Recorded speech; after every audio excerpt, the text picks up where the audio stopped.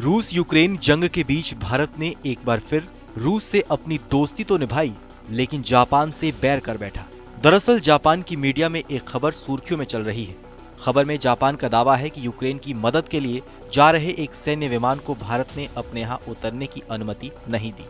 अंतर्राष्ट्रीय मीडिया में इस खबर के सुर्खियां बटोरने के बाद भारत ने भी अपना बयान जारी किया और कहा कि रूस यूक्रेन जंग के बीच भारत जिस नीति और रणनीति को अपना रहा था वो अभी भी उस पर कायम है।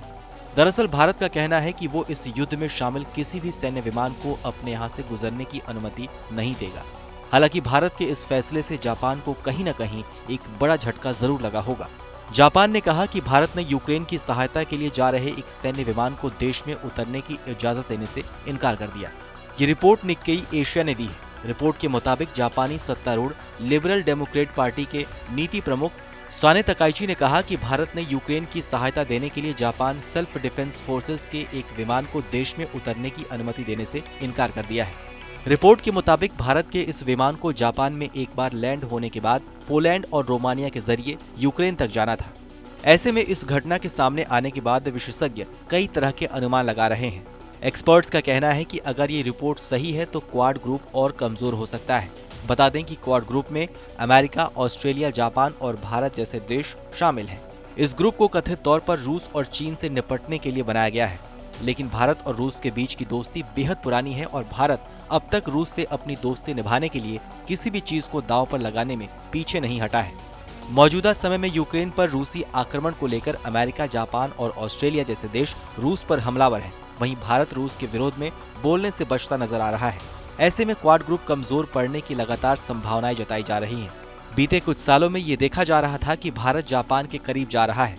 ऐसे में इसे चीन को काउंटर करने की कोशिश के तौर पर भी देखा जा रहा था। प्रधानमंत्री नरेंद्र मोदी के सत्ता में आने के बाद से अपनाई गई आर्थिक नीतियों के कारण जापानी कंपनियों को भारत में निवेश का एक बेहतर माहौल मिला और दोनों देशों के बीच आर्थिक सहयोग में भी बड़ा इजाफा हुआ। जापान चीन से अपना निवेश हटाकर दक्षिण पूर्व एशिया और भारत में लगाने लगा। भारत और जापान के बीच बढ़ते सहयोग का सबसे बड़ा उदाहरण दिल्ली मेट्रो और रेलवे में बड़ी कामयाबियां हैं। ऐसे में फिर एक बार इस बात पर मंथन शुरू हो गया है कि रूस के समर्थन से क्या भारत कई देशों से अपने रिश्ते बिगाड़ लेगा।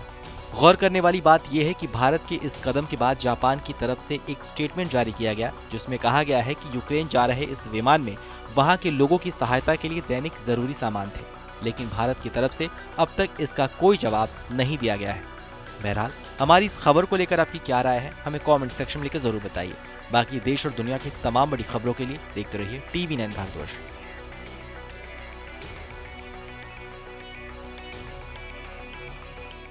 परवाह देश की, सोमवार से शुक्रवार रात 10 बजे TV9 भारतवर्ष पर।